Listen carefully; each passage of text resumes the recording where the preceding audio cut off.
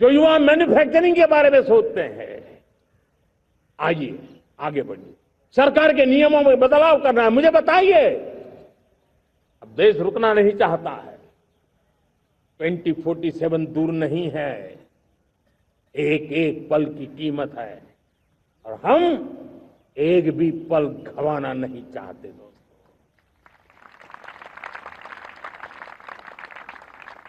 साथियों, ये आगे बढ़ने का अवसर है, बड़े सपने देखने का अवसर है, संकल्प के लिए समर्पित होने का अवसर है। जब सरकार आपके साथ है और मैं स्वयं आपके साथ हूं, तब हम नया इतिहास बना सकते हैं। साथियों, आज नेशनल मैन्युफैक्चरिंग मिशन पर बहुत तेजी से काम हो रहा है। हमारे एमएसएमई उसका लोहा दुनिया मानती है। ये दुनिया में बड़ी बड़ी चीजें बनती है ना, कुछ न कुछ तो औजार हमारे देश के एमएसएमई के द्वारा जाते हैं, बड़े गर्व के साथ जाते हैं। लेकिन हम कॉम्प्रिहेंसिव इंटीग्रेटेड विकास की राह पर जाना चाहते हैं और इसलिए उनकी शक्ति बढ़े। और उसमें भी मैंने पहले एक बार लाल किले से कहा था, जीरो डिफेक्ट जीरो इफेक्ट। आज कहना चाहता हूं कि हमें विश्व बाजार में अपने सामर्थ्य का लोहा मनवाना है, तो हमें क्वालिटी में निरंतर नई ऊंचाइयों को पार करना। दुनिया क्वालिटी को स्वीकार करती है, हमारी गुणवत्ता सबसे ज्यादा हो और सरकार के भी प्रयास हो, रॉ मटेरियल की भी उपलब्धि हो, हमारी प्रोडक्शन की कॉस्ट कैसे कम हो, हम उसमें दम रह गए। और साथियों, हम सभी जो उत्पादन के क्षेत्र में लगे हैं, उन सबका मंत्र होना चाहिए, दाम कम लेकिन दम ज्यादा। हमारी हर प्रोडक्ट का दम ज्यादा हो लेकिन दाम कम हो। इस भाव को लेकर के हमें आगे बढ़ना है। मेरे प्यारे देशवासियों, आजादी के लिए अनगिनत लोगों ने बलिदान दिए हैं। मैंने पहले भी कहा, जवानी खपा दी, फांसी पे लटक गए। क्यों? स्वतंत्र भारत के लिए।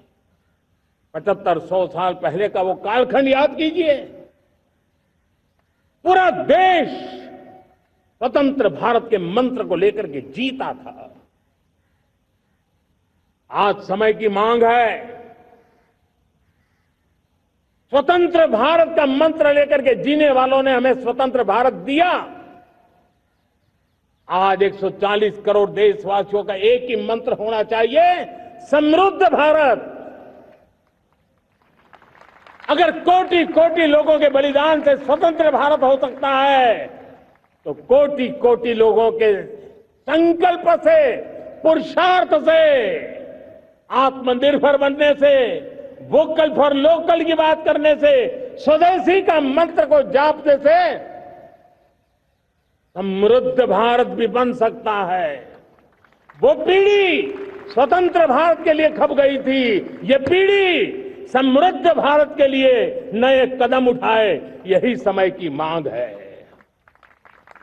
और इसलिए मैं आज बार बार आग्रह करता हूं और मैं देश के सभी इन्फ्लुएंसर्स को कहना चाहता हूं, इस मंत्र को आगे बढ़ाने में मेरी मदद कीजिए।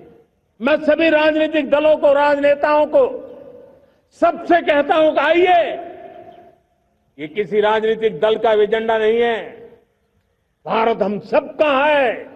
हम मिलकर के वोकल फॉर लोकल उस मंत्र को हर नागरिक के जीवन का मंत्र बनाएं। भारत में बनी हुई, भारत के नागरिकों के पसीने से बनी हुई वो चीजें जिसमें भारत की मिट्टी की महक हो और जो भारत के आत्मनिर्भर के संकल्प को ताकत देता हो, हम उसी को खरीदेंगे, हम उसी का उपयोग करेंगे, हम वो दिशा में आगे आए। यह हमारा सामूहिक संकल्प हो। मैं आज हर छोटे मोटे व्यापारी को, दुकानदार से आग्रह करना चाहता हूं, आपकी भी जिम्मेवारी है। हम छोटे थे, हमने कभी बाजार में देखा नहीं था कि शुद्ध घी की दुकान, ऐसे ही लिखा जाता था घी की दुकान। लेकिन समय रहते लोग लिखने लगे शुद्ध घी की दुकान। मैं चाहता हूं देश में ऐसे व्यापारी आगे आए, ऐसे दुकानदार आए कि हाँ स्वदेशी माल बिकता है, वो बोर्ड लगा रहे हैं। हम स्वदेशी का गर्व करने लगे। हम स्वदेशी मजबूरी में नहीं, मजबूती के साथ उपयोग करेंगे, मजबूती के लिए उपयोग करेंगे और जरूरत पड़ी तो औरों को मजबूर करने के लिए उपयोग करेंगे। ये हमारी ताकत होनी चाहिए, ये हमारा मंत्र होना चाहिए। मेरे प्यारे देशवासियों,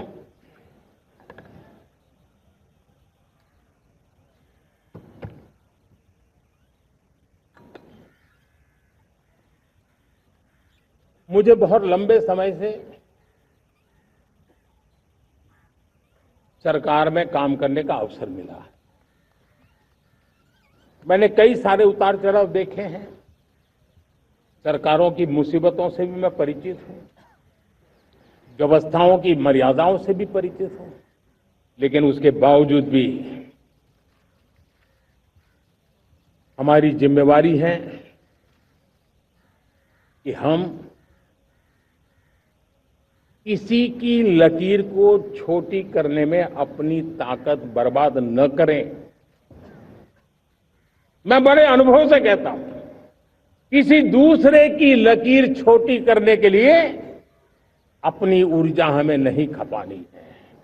हमें पूरी ऊर्जा के साथ हमारी लकीर को लंबा करना है।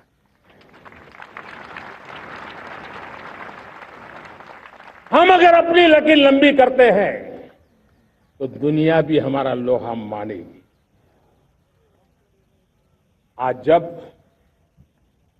वैश्विक परिस्थितियों में आर्थिक स्वार्थ दिनों दिन बढ़ रहा है, तब समय की मांग है कि हम उन संकटों के रोते बैठने की जरूरत नहीं है। हिम्मत के साथ हम अपनी लकीर को लंबी करें। और मैं 25 साल के शासन के अनुभव से कह सकता हूं, अगर ये रास्ता हमने चुन लिया, हर किसी ने चुन लिया, तो फिर कोई स्वार्थ हमें अपनी चंगुल में नहीं फंसा सकता है। मेरे प्यारे देशवासियों, बीता दशक रिफॉर्म, परफॉर्म